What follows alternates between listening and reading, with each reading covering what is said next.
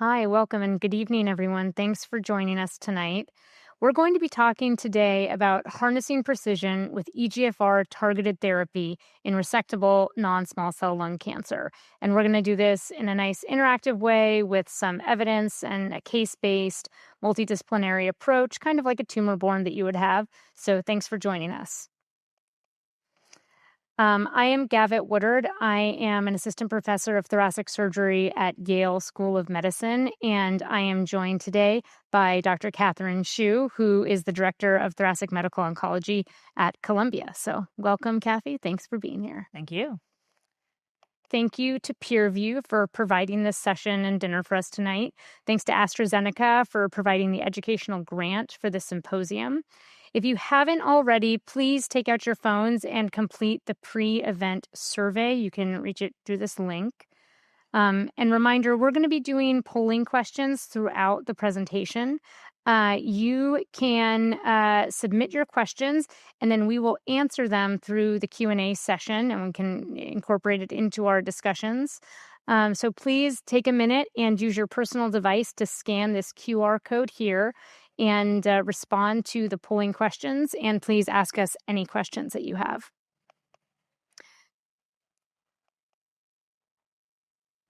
We're also going to be giving out some prizes for people who submit the best questions, so make sure that you send in some good questions for us. And here are the instructions. So if you want a chance to win a $50 gift card, please answer a question, submit questions to us so we can have a more interactive case-based discussion. And then you can visit us online at peerview.com, and there are slides available and practice aids now at this website here. So our goals for today, we want to augment your knowledge of the latest evidence of EGFR targeted therapy in resectable non-small cell lung cancer, and we want to equip you with skills for developing individualized treatment plans for patients with resectable EGFR mutant non-small cell lung cancer. So to get us started, the point of this is that first, to identify those patients with EGFR mutant cancer, we have to find the target. And so our first polling question relates to how we would identify patients who have EGFR mutant lung cancer. So please take out your phone, scan the QR code, and answer this question. How is biomarker testing of early stage lung cancer conducted at your institution or within your practice? 1, upfront reflex testing of biopsy, which is coordinated by pathology. Upfront testing of a biopsy that is initiated by medical oncology. Testing of the surgical specimen after resection. Number 4, no testing of early stage lung cancer is done. Or 5, I don't know how to or how this testing occurs. So please take out your phones and scan and answer this polling question. We'll give you a minute. What do you guys do at Yale? So we're lucky in our academic environment. We have reflex testing done. It's ordered by pathology when we have a lung cancer diagnosis. We do this as a reflex for adenos and squames that happen in never smokers. All adenos are tested, but in selected squames. And early or late stage, it's for both. Yeah, exactly. Great. That's what we do too. We also do number 1, upfront reflex testing coordinated by pathology. Yeah. All right. I'm going to move on here. Okay, so the reason why it's so important to test for EGFR mutations in lung cancer is that it's a very frequent mutation, especially in patients who are never smokers. You may see this in younger patients or places that have more Asian patient populations. And so here are some prevalence rates of EGFR mutations based on the stage. So across different stages, in stage 1, 20% rate of EGFR mutation, 18% in stage 2 and 3, and as high as 26% in stage 4 non-small cell lung cancer. And as much as we think we're doing a better job, and we are doing better than we used to related to biomarker testing, there's still a gap in who gets biomarker testing, especially among early stage patients with non-small cell lung cancer. So below, here are some results from the My Lung Consortium. These are the rates of biomarker testing in early stage non-small cell lung cancer. We do the best right now for identifying PD-L1 status. EGFR is next after that, but you can see the patients who are early stage who have EGFR testing done, there's still about a third of patients that we're not doing this testing for. And then when we are doing testing for patients, it's really important. We'd ideally like to get these results back within the first few weeks of diagnosis. And so the sooner we can do this testing, the better. How long is your turnaround time, Kathy? It's about 2 weeks, probably. I mean, the good thing is that it's a reflex done by pathology. So I've had patients come from some other institutions where it has to be reflexed by the medical oncologist, and then it's like 2 weeks before they see the medical oncologist, and then it's another couple of weeks from there. So I think it's best if it can be reflexed through pathology, but it's a work in progress, I think, for all institutions. I think the other challenge is to know when you're going to test your early stage lung cancer specimens. Are you doing this off of a biopsy, which may have a more limited amount of tissue, or are you going to test based on a surgical specimen? And so, ideally, if we're trying to identify patients early on who might be candidates for EGFR directed therapies, the sooner you can test, the better. But again, we are limited in some ways based on the amount of tissue that might be available. Yeah. Do you guys test your biopsies before they go to surgery? Yeah. We any new diagnosis we test. So if and nowadays the interventional pulmonary people are pretty good at their biopsies. We get pretty much always sufficient tissue for testing. Yeah. Our goal is to test on the biopsy, and then when the surgical specimen comes out, if it's very early stage, testing is not repeated at that point. So Same the here. sooner the better should be the mentality, as long as you have sufficient tissue to do it. All right. And so, still related to the gaps, thinking about the first systemic therapy that's given to patients who are diagnosed with EGFR mutated non small cell lung cancer. One thing that I think is very important for us as surgeons to recognize is that the most appropriate therapy for EGFR mutant patients may not be immunotherapy, and that is still immunotherapy is an exciting area for us in the neoadjuvant setting, but it's really critical that we make this distinction between EGFR mutants and patients who are wild type EGFR to direct them to the right therapy up front. So we're going to go through some cases in a little bit where we look at different patient examples for this. But I think when there's, PD-L1 is negative or unknown, in those patients, they're much more likely to get an EGFR-directed therapy. But I think a lot of people are still being fooled. If you have high PD-L1 expression with an EGFR mutation, it's tempting to want to give immunotherapy to those patients, but we really should be triaging these patients appropriately.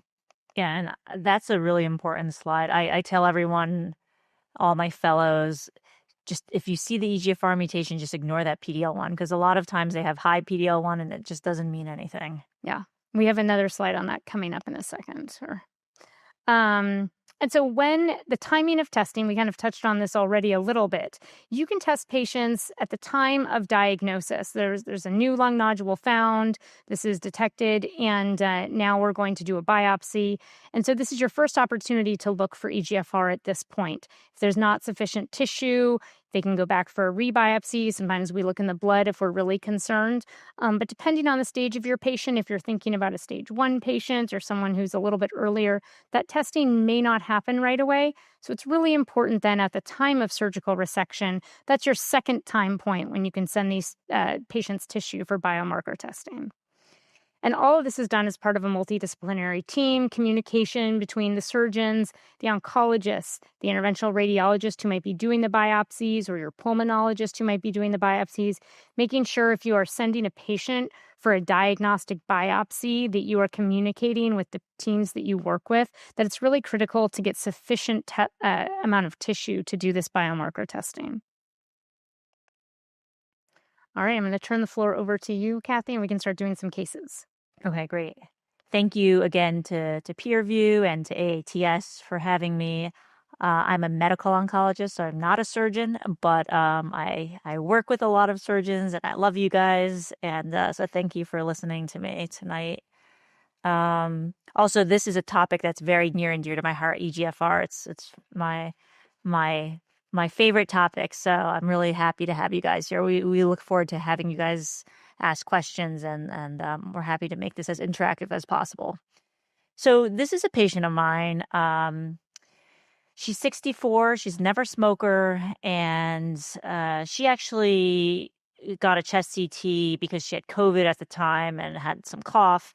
And the chest CT shows a 3.4 centimeter left upper lobe mass, which you can see there. This was followed up with a PET scan, and it was FDG Avid 5.3. Everything else looked okay. No mediastinal adenopathy, no distant disease. I'm just going to pause here for a second. Gavit, is this someone that you would do mediastinal staging on, or is this someone like we would just kind of move forward with? We feel pretty strongly about getting pathologic staging of the mediastinum on everybody, especially someone who has a 3.4 centimeter PET avid tumor. That is, this person would be going for an EBUS at Yale. What about you guys? Yeah, I mean, we do too. I think she's like kind of at that cutoff where maybe sometimes people wouldn't, but in general, I always think it's better to oversample than to not. So this woman went for EBUS. They took a look. They didn't see anything. They did a few biopsies. Nothing came back positive. And then while they were doing that, they did the transbronchial biopsy, and that shows invasive lung adenocarcinoma. So that's where we are right now. What do you guys recommend next for this patient? Do we A, take her straight to the OR for resection? Do we B, refer her to your friendly medical oncologist for a neoadjuvant discussion? Do we 3, send her from the tissue for molecular testing? 4, I'm not sure. And I want you to just answer that on your phone. Be honest on this one, because I think this can be a tempting space for surgeons. Yeah, no, this is why I answer. Tumor. Yeah, right. So what do you think? EBUS is negative. EBUS is negative 3 centimeters. I think that in a lot of places, patients will be going straight to the OR for. Yeah, I mean, I think that's probably most places. Yes. Okay, so we took her straight to the. Oh, actually, before we take her to the OR, her NGS panel comes back and she has an EGFR exon 19 deletion. Okay. I think that distinction of, whether people get, triggered to send molecular testing early or not when there are 0 lymph nodes involved is an important point, because I think this does become a critical issue for a lot of surgeons, is like, what's the extent of nodal involvement and how prone am I at this point to start thinking about a neoadjuvant pathway versus a straight to surgical approach? Yeah. And for us, I think just to make life easy for the pathologist and to make sure that we capture all of the tissue, we just tell the pathologist like any new diagnosis that way they don't have to like figure out what stage the patient is, and they don't have to, they just send it for molecular. So this patient has an EGFR exon 19 deletion. Okay, so everyone answer on your phones. Do you, 1, now take her to the OR? 2, do you now knowing that she's an EGFR mutation, refer her back to see us?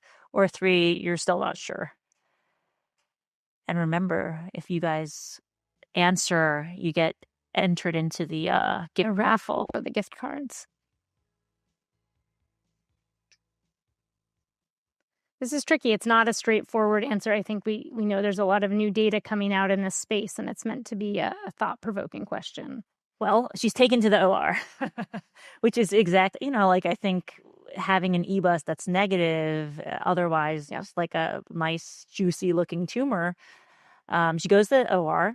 It's a left upper lobe, and it's a 4.4 centimeter invasive adenocarcinoma.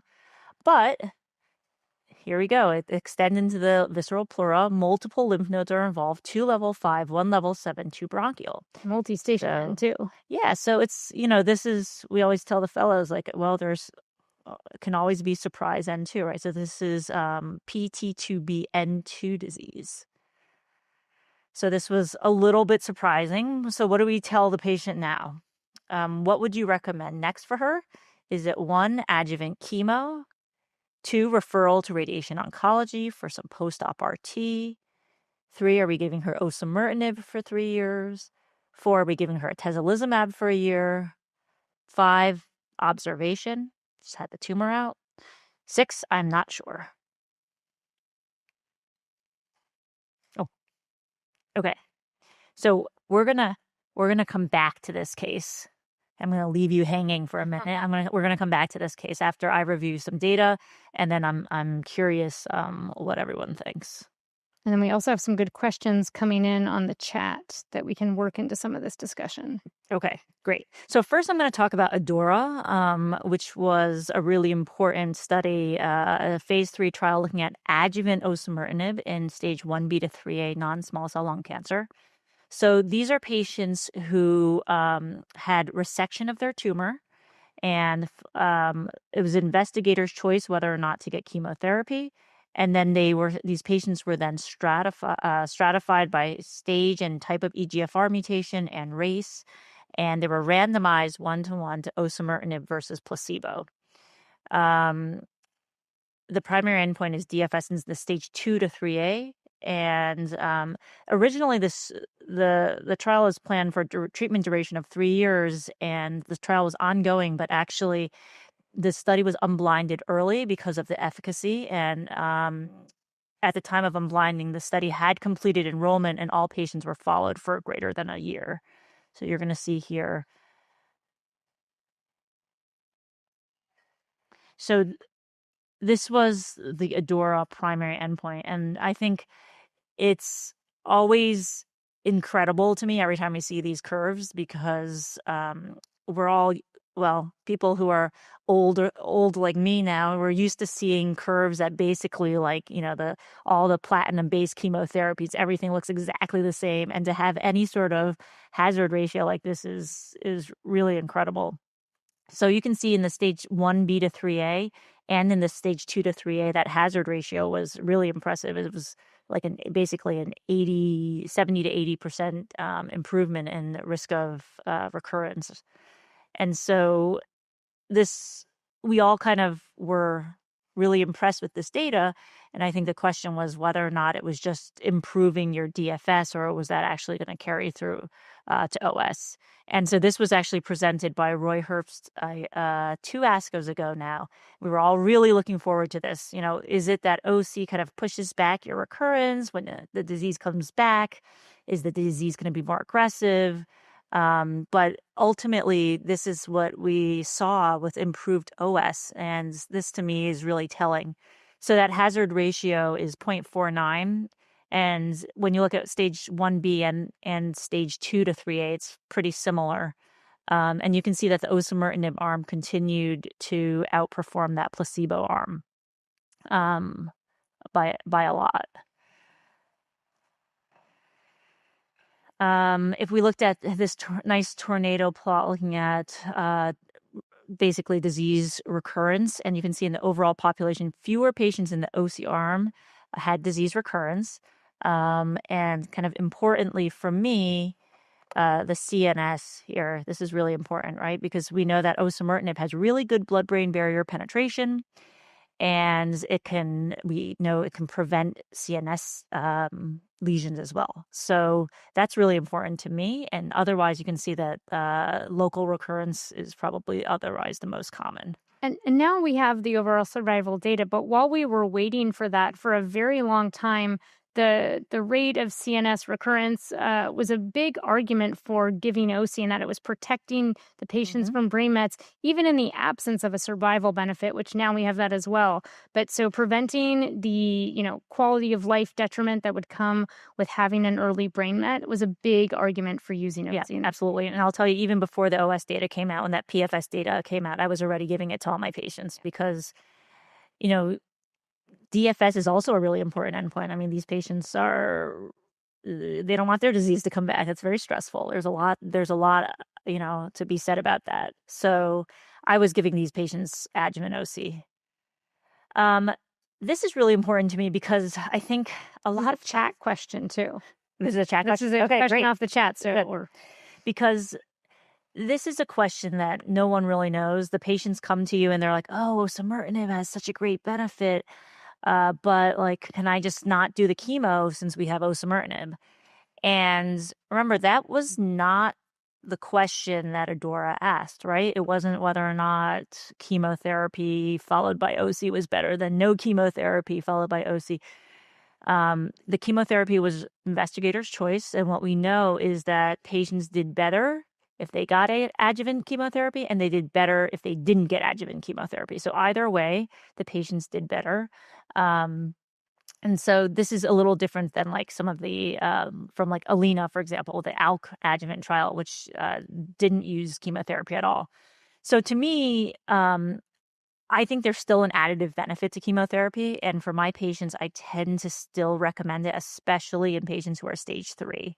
In the stage 2s, they can talk me out of it, and certainly in the stage 1Bs, it's okay. We just go ahead with it with the osimertinib. But I think this is an important point.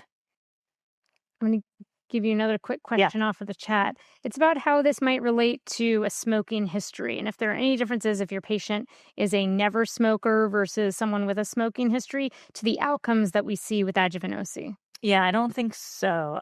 It's really just more like that pretest probability of whether or not they'll have that EGFR mutation. But I'm always surprised by the patients who have a smoking history and have an EGFR mutation. But we see it all the time, and that is why we need to test every single patient, because if you don't, you miss those people, and they do just as well. So I think it's important. You can see here that the drug is really quite well tolerated. The grade 3 to 4 tox is very low. Most of the times we're seeing just grade 1 to 2, and it's diarrhea, paronychia, rash. Those are really the main things that we see. Some of these other ones, stomatitis, mouth ulceration, we see those, but and decreased appetite. That one we see it quite a bit. And then you can get interstitial lung disease pretty rarely, but it's something that we watch for, or like QTC prolongation. So I always get them EKGs at start. But in general, the drug is very well tolerated. And I would say most people are able to get through all 3 years. So this was really big news. The FDA approved osimertinib as an adjuvant therapy after tumor resection in patients who have classical EGFR mutation, so that's exon 19 deletion or L858R. There are some more studies that are ongoing. There's Adora 2 that's looking at even earlier stage cancers, stage 1A. This one has completed enrollment, and we're awaiting results on this. But this is a question that comes up a lot because we see a ton of these patients, and they're always asking me, should I be on osimertinib as well? And I don't know, but we can stay tuned to find out, right? I think we see plenty of patients who come in and want to be on it because they somehow heard about this data or Googled EGFR mutations. And so I think frequently patients are looking for options like this. But I mean, so I think even though I just said the drug is well tolerated, like we want to see that there's actually efficacy, right? Because it's still like 3 years on a pill that has its own lifestyle toxicities and things too. So it is, I think, important to do. And also as surgeons, we like to think that we can tell a patient who comes in and looks for everything that we can tell at the time of initial staging that they have a stage 1 lung cancer. It's tempting to want to tell these patients, we can cure this with surgery and then you'll be done and you don't need anything else. And so one of our questions coming in from the chat was kind of when to initiate conversations with patients about potential oncology referral. And I think it's probably a good practice never to totally close that door and always leave, we don't know what the lymph nodes are going to show. Treatment has become very multidisciplinary these days, and we have some great opportunities. I like to tell patients that they're like, we now have really great drugs. And if you're lucky enough to have one of these mutations, you might be a candidate for some very effective adjuvant therapy.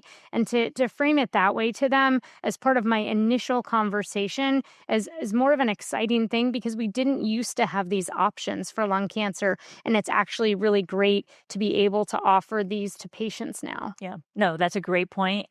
And to all my surgeon friends out there, sometimes surgeons tell the patient, oh, I got it all. And, sometimes you do have it all and sometimes you don't, but it becomes a little harder when the patient comes back to you and it's like, how could how could this be like this? Because the surgeon told me he had it all, or he had it all. So, I think that's a really good point. The earlier you kind of bring up, any of these possibilities, I think the better.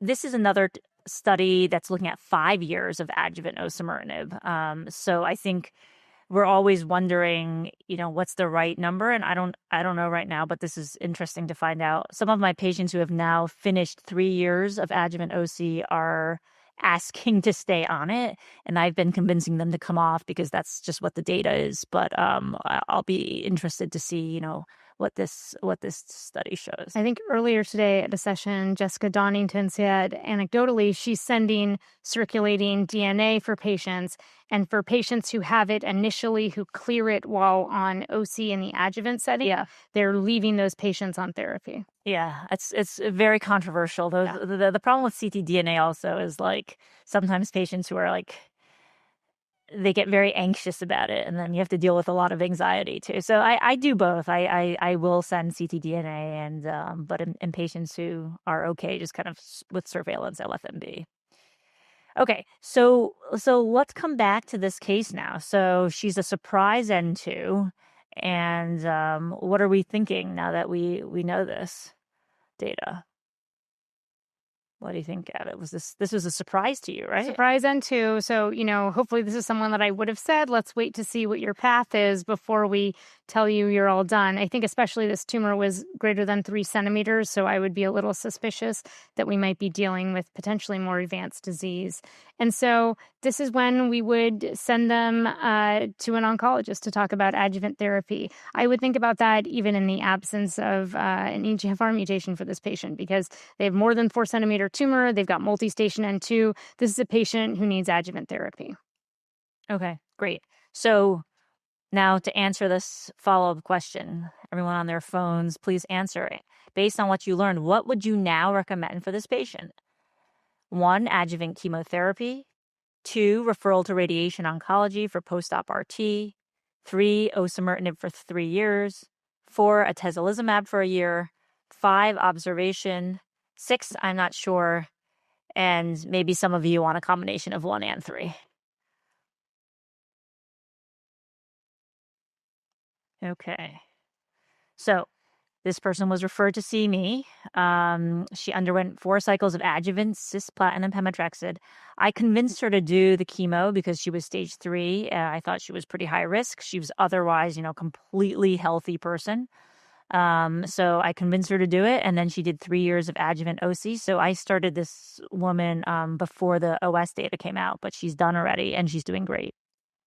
She's stopped the 3 years as well. Nice success story. Yes, hopefully. Okay, so what about in the neoadjuvant space? What's the data for EGFR there? And I'm gonna. All right. So this is a nice more surgical case that gets into kind of resectability. This is a little bit trickier situation, as the surgeons in the room would agree. It's a 71-year-old man. He's a never smoker, but otherwise pretty healthy, and he's presenting with a cough. On his workup, he's found to have an almost 6 centimeter tumor in the right upper lobe. It's abutting the mediastinal pleura. There's a 2.5 centimeter satellite lesion, and some right hilar lymphadenopathy. So he gets staged as 3A T3N1. So keep this case in mind. So this is a much more advanced situation that we're talking about with this patient. All right, so what would be your first step in the workup of this patient? Would you get out your phones and answer this question? Perform mediastinal staging with an EBUS, send to interventional radiology for a biopsy, take him straight to the OR, or I'm not sure. Okay. All right, so in this situation, we went for invasive mediastinal staging. He had an EBUS. The EBUS was negative at 4R, 4L, and 7, but he did have positive 11R lymph nodes. There was no molecular testing done, but he has a PD-L1 of 90%. He was sent to a surgeon who then referred him to medical oncology. appropriately so. And the medical oncologist had the insight to send him for molecular testing, which revealed his EGFR mutation. So another polling question here. So now what's next? Now we have a patient who has an EGFR mutation, but a stage 3 lung cancer, biopsy-proven nodal involvement. Is this someone that you would send straight to the OR and then discuss adjuvant OC? We just heard how great all the adjuvant OC data is. Would you consider neoadjuvant chemotherapy off trial? Or would you consider neoadjuvant OC on a trial? Or number 4, I'm not sure. Another option I think is missing here is neoadjuvant chemoimmunotherapy, and maybe that's really kind of what option number 2 is getting at. Yep, here's a high PD-L1. High PD-L1, it's tempting. Okay, next. So getting at that high PD-L1 in the setting of an EGFR mutation, we're just going to take a minute and come back to this concept to talk about why we wouldn't want to treat this patient with immunotherapy in this setting. The idea is that a lot of patients with EGFR mutations do not have the same sort of responses to immunotherapy. That's not to say that none of them can have a response, but the vast majority don't. And so the likelihood that this patient is going to have the great response to immunotherapy that we want is pretty low, even in the setting of a high PD-L1. You should just ignore that when patients have an EGFR mutation. And the problem is that we do actually have very effective therapies for patients with EGFR mutations. And there can be problems with toxicity if you give EGFR TKIs after patients have received immunotherapy. You deal with these complications much more than I do, but the point of this slide is just to show that there can be some pretty severe treatment-related adverse events that require hospitalization. Patients have to be put on steroids. These things, if you're thinking about this potentially in the neoadjuvant setting, these things could be problems for us. If you started immunotherapy while you're waiting for your biomarker testing to come back, oh no, now we have an EGFR mutation, and change to a different therapy, you can have a lot of toxicity related to that. So it's not trivial, right? It's not like we can just switch people willy-nilly. There are real consequences. That's why it's really important to get your biomarker testing done in someone who you're thinking about a neoadjuvant or a perioperative treatment strategy in them for these stage 3, stage 2 patients who you might think about treating with immunotherapy. It's really important that you do biomarker testing and look for EGFR mutations. There are a lot of studies coming out in the neoadjuvant space with targeted therapies. This is a really exciting and evolving area. So here, different targets, the drugs, and then there are a lot of studies that are currently open. We don't currently have any data from the major trials, but we will have data soon from NeoAdura, and I think we have a slide on that maybe even next. So NeoAdura is going to be the first major large study to report out in this space. And what it's giving is neoadjuvant OC plus chemo for EGFR mutated non-small cell lung cancer. It's given for 3 cycles in the neoadjuvant setting. Patients are then undergoing a surgical resection, and then the adjuvant therapy is at the choice of the investigators. And this is about to be reported in just a few weeks at ASCO. So this could rapidly change things in the way that we think about these patients if the data is really strong in support of giving neoadjuvant EGFR TKIs to these patients. And this is exciting because there's 3 arms in NeoAdora. There's a neoadjuvant OC, there's neoadjuvant OC plus chemo, and the control arm. So I'm very excited for this ASCO data. Yeah. It's also really helped to get at the question as to whether or not the addition of chemotherapy is helpful in these patients. The nice advantage of these neoadjuvant studies is you get the early readouts based on path response. So if we see that there are big differences early on, when you add chemotherapy to osimertinib, that might help influence a lot of practice patterns about that. Yeah. Okay, so now we're coming back to our case. This was the patient we had who had a large right upper lobe tumor, and he had his EBUS was negative for N2 nodes, but he does have a positive 11R. So for this guy, let's talk about what his options are and treatment considerations. Oh, no polling question there. So he was enrolled on Neoadura, and he was randomized to the neoadjuvant OC arm. After 9 weeks, he had a big radiographic response. The mass shrunk to 4.5 centimeters, and the satellite lesion also significantly decreased in size, suggesting that that's probably the same tumor. But he had no significant change in the hilar lymphadenopathy, which we had noted on his initial scans. He underwent a surgical resection, a robotic VAT surgery with a right upper lobe lobectomy and a mediastinal lymph node dissection. There was severe fibrosis from the induction therapy within the hilum, but the patient tolerated the procedure well. Post-op course complicated by standard stuff, AFib. He was started on metoprolol and later apixaban. On pathology, he had a 3.5 centimeter tumor. The margins were all negative. He had one hilar node that was involved out of 18 total lymph nodes that were sampled. And then he was later placed on additional adjuvant OC. And this is actually my patient, and he's still finishing his 3 years of adjuvant OC now, but is doing, very well. Excellent. All right, so we have some follow-up poll questions. If you can please take a minute and answer these on your phones before we move on.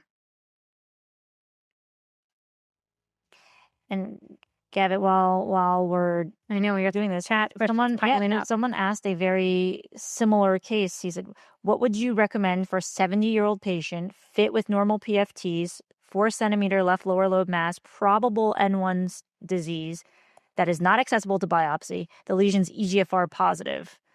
Surgery plus OC, chemo plus surgery, plus minus OC. He's asking. This is a perfect case to be answered by Neoadura. I think before we see that data, probably this is a patient who is going straight to surgery. If it's just N1 disease, it's not N2. 4 centimeter tumor sounds surgically resectable. The patient is otherwise fit. Yeah. However, depending on what comes out at ASCO, I think that this could definitely be someone that you might consider a neoadjuvant OC approach, but we need to see that data first. But I mean, the good news is that even if you just take them straight to surgery, we have great options for the patient afterwards. Yeah, absolutely.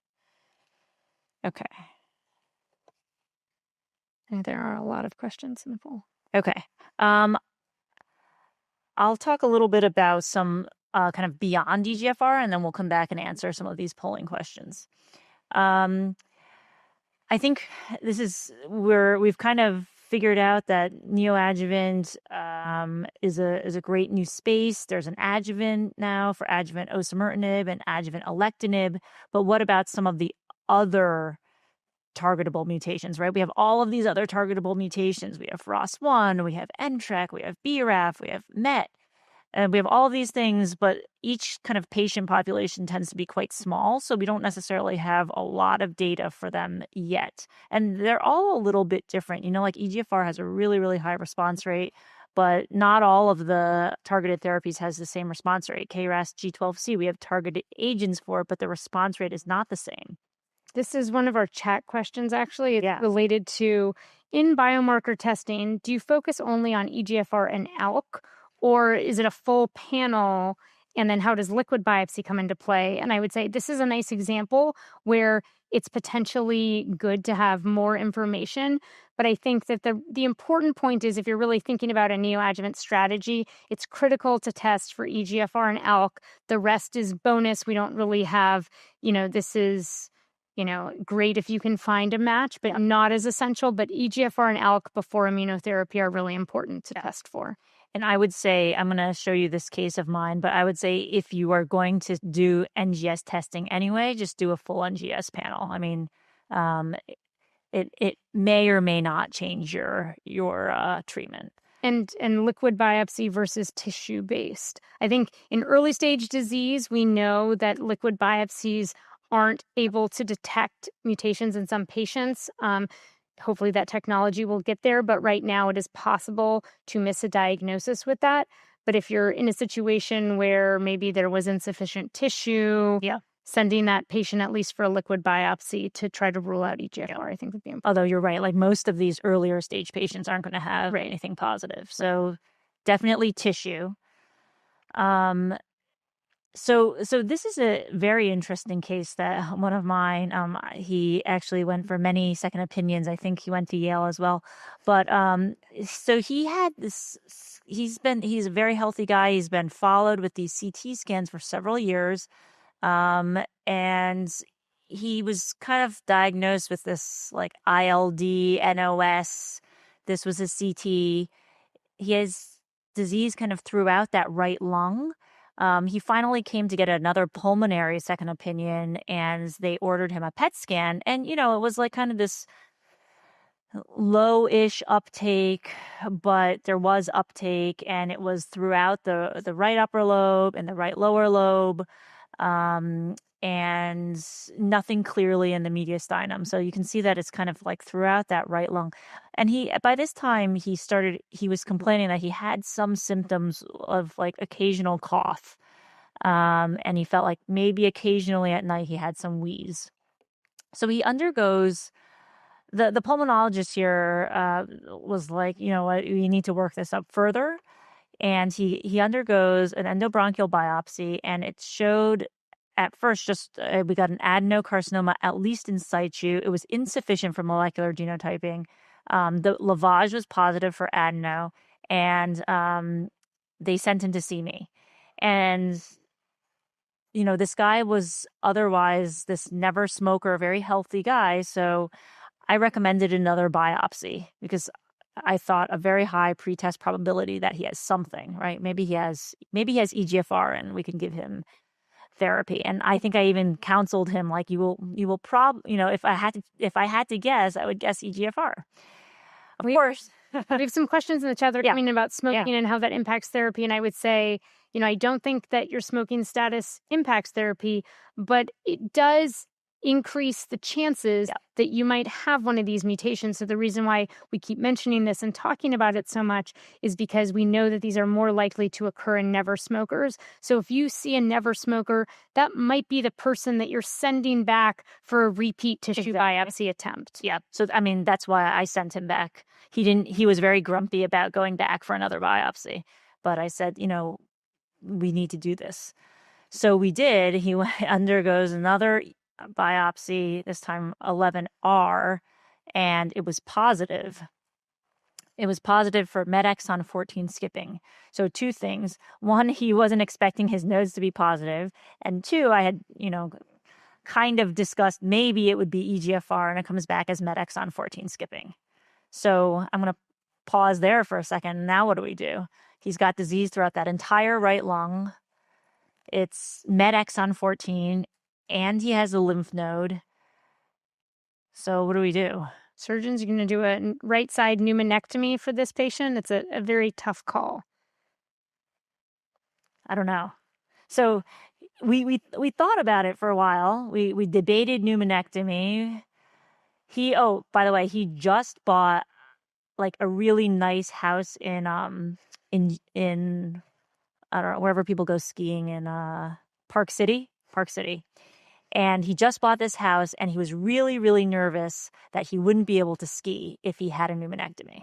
That was like his first question to me. Like, just bought this house. I go skiing all the time.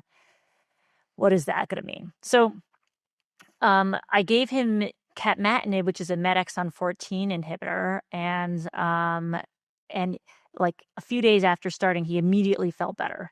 And you can see that the disease had regressed pretty quickly. And so during this time, he sought many surgical and medical opinions. He went to Yale. I think he went to MSK. He went to a couple places in Jersey. He went to Greenwich. He went to all sorts of places.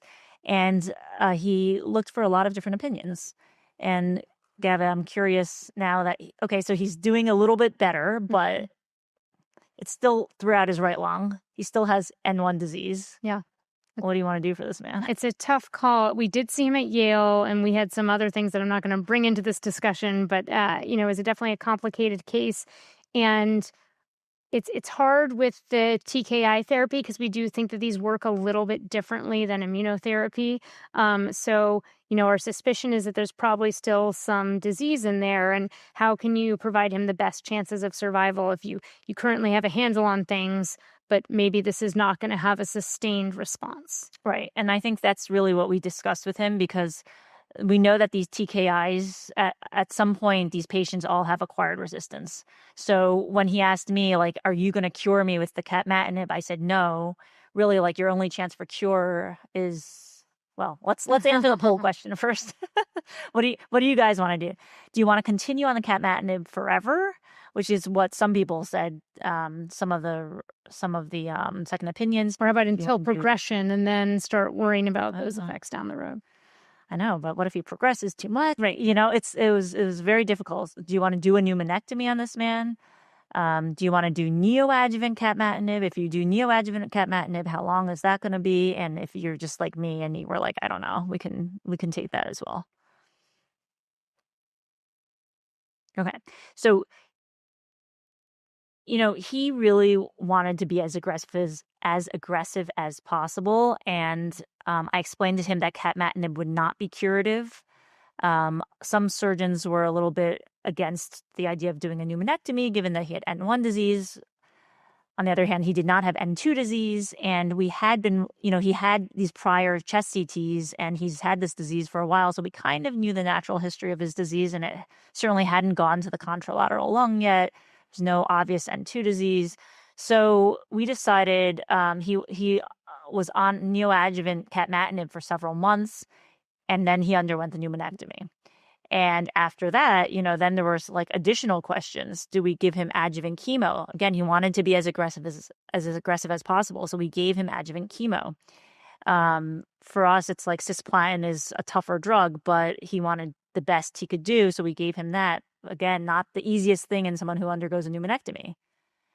He got 4 cycles of adjuvant chemo, and then we put him back on adjuvant capmatinib, right? And like, there's no randomized data in this space. You're just making it up as you go, but trying. So he sent me this video this past winter. It's just, here's a picture of it, but I don't know if you can see it. But he basically, oh yeah, see, that's him, and he's skiing in Park City. He's wearing a little oxygen thing, but he wanted me to see that, and I thought it was really a really nice kind of interesting case, right? That I'm hoping that we'll have more data for all of these different targets. So LCMC4, the LEADER trial, is a trial that a lot of us have at our institutions.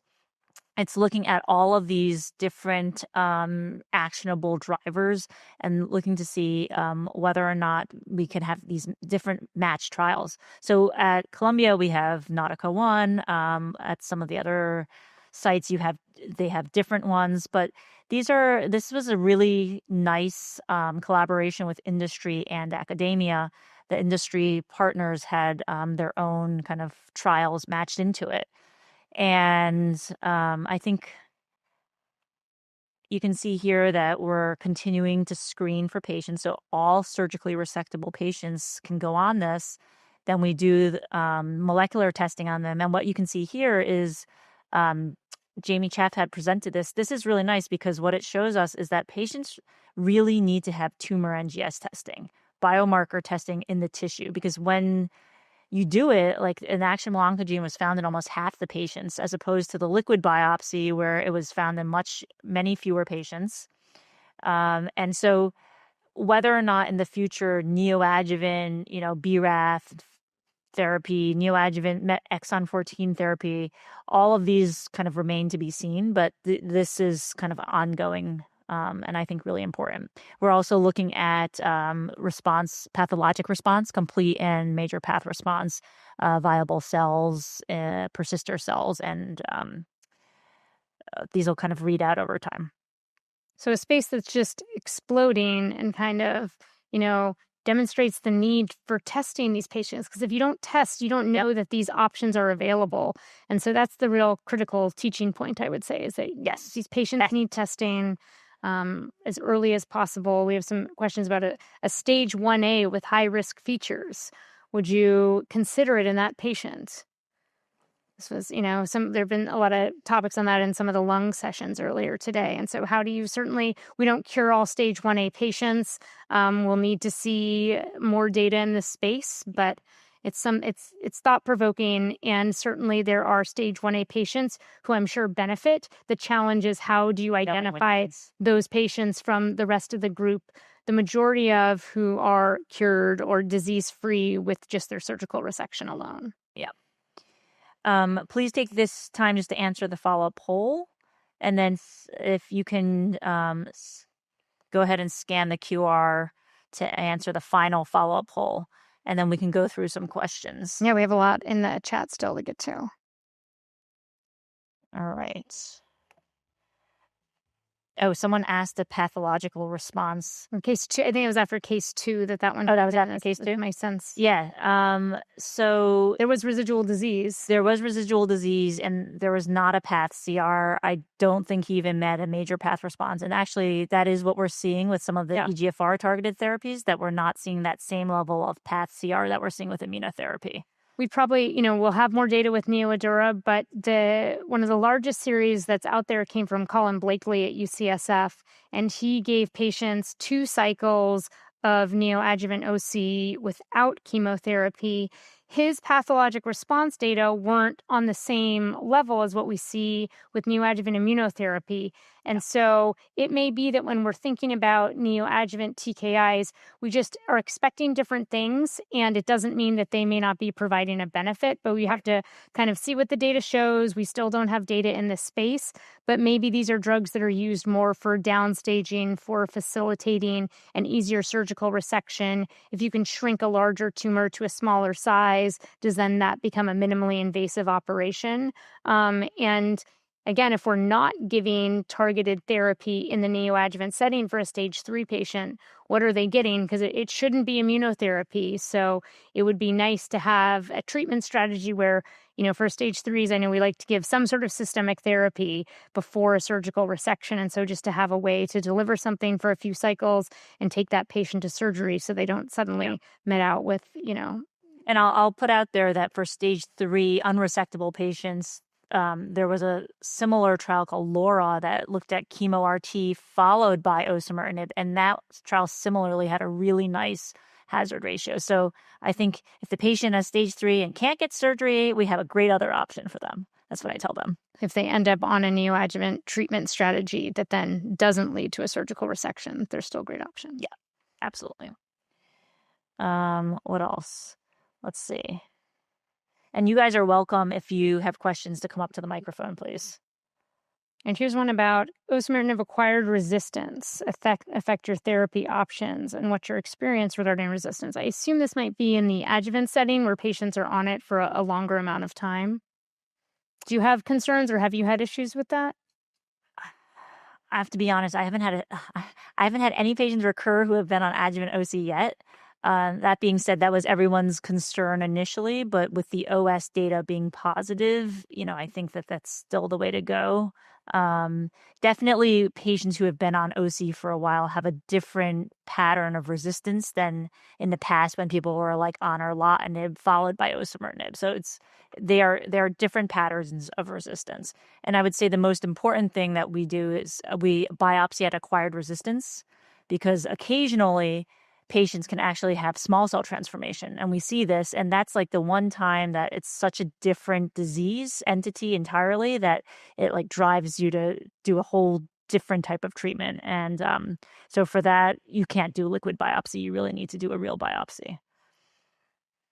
Another question here about targeted therapies. They're only approved currently in the adjuvant setting. But if we start to see more trials come out in the neoadjuvant setting that are positive and show a benefit, how are we going to adjust how we think about these patients? My guess would be that we would adopt a perioperative approach. And so if we're seeing a benefit to neoadjuvant therapy, give a few cycles there. And then the data from Adura is just so strong. It's hard to think that neoadjuvant treatment alone would be sufficient in these patients, and I would probably still want patients to be on a full adjuvant course. Yeah. We also had the ALK arm for Nautica 1, so patients with ALK rearrangements got pre-op alectinib followed by post-op alectinib, and again, like